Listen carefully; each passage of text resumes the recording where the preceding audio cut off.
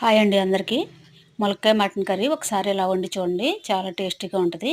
దీనికి కావాల్సిన ములక్కాయ ముక్కలు, ఉల్లిపాయ, పచ్చిమిర్చి, అల్లం వెల్లుల్లి పేస్టు, పొడి మసాలా, కొత్తిమీర.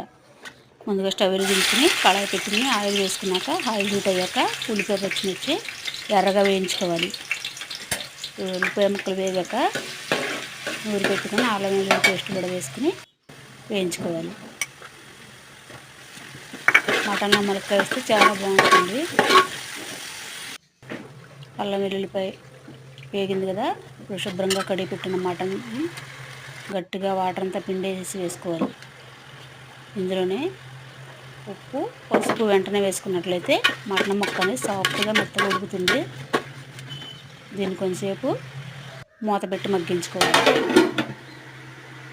ఎప్పుడైనా ములక్కాయ ముక్కలు మటన్ అంతా మగ్గాక వేసుకోవాలండి, లేదంటే విడిపోయే ఛాన్స్ ఉంటుంది కాబట్టి ముందుగా వేసుకోకూడదు.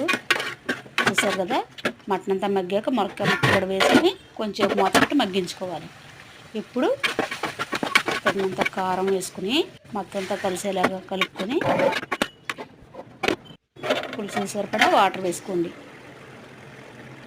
ఇప్పుడు పులుసు అంతా ఎగిరిపోయాక గరం మసాలా వేసుకోవాలి.